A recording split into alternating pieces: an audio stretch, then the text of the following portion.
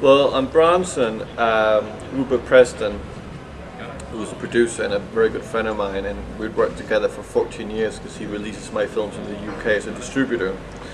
We were able to raise $1 million to make the movie, which is not a lot. And then second, when the Home Office in the UK learned that we were making a movie about Bronson and I was writing it, they shut down all communication and wouldn't let us shoot in a prison. So we had to reinvent the prison, and I came up with the idea of shooting in a house instead and making a movie about the concept of incarceration. So we shot the movie in Nottingham, in the biggest privately owned estate, and I had a few set of bars that we moved around to make cells, and that was how Bronson was made.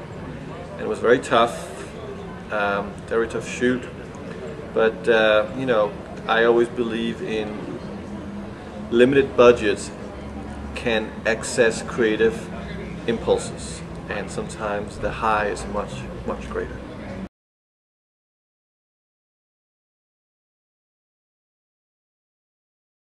The theatrical part was always how I structured the movie. Basically, when I had to write it, or rewrite it, because it was originally a script that had been lying around for years, and when I decided to make it, I had another take on it, and one of them was the theatrical part of it.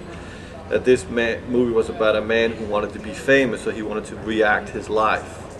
And I came up with the one-act monologue as the red thread, especially in the first act, because that's how he wants us to be, or that's how he wants life to be perceived.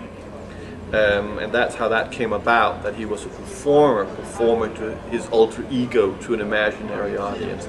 And then we would visualize parts of his life throughout the movie. And then it's divided up in 3 acts. First act is theatrical, with his real so-called life. Second act is when he's released in Luton, and we get a sense that this man lives in another alternative universe and has difficulties relating to real life. And then the third act is the audience observing Charlie Bronson as a man who lives in complete different aspects and is probably 100% clinically insane.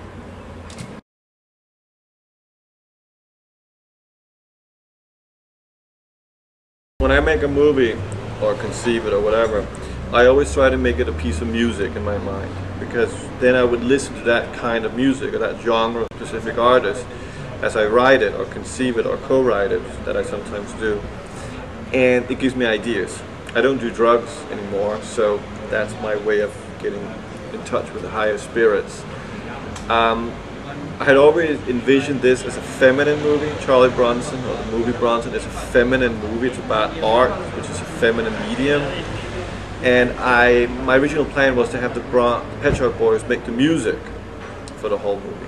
So I would listen to Pet Shop Boys 24 hours a day for about 2 months while I was writing it, and in pre-production, even during production, thinking that I would end up with the Pet Shop Boys as soundtrack. I met with the Pet Shop Boys while we were editing. 2 things came up: I couldn't afford them, B, didn't have time, and third, something had happened.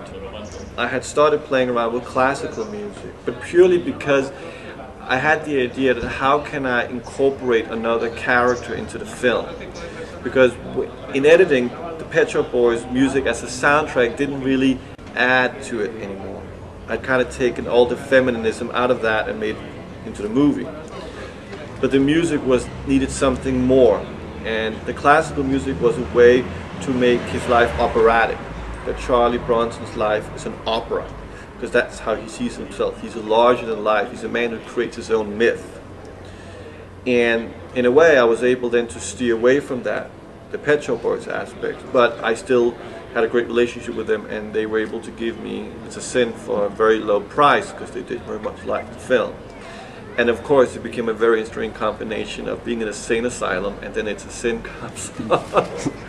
But I think originally we had put on Go West, their version of the Village People song, and we couldn't afford it, just purely because of the nature of the origins of that song. So when we got It's a Sin, we just put it on. We actually had 2 choices. We also tried Erasures, and a song by Erasure. I can't remember which one it was. It wasn't L'Amour, it was one of those later ones.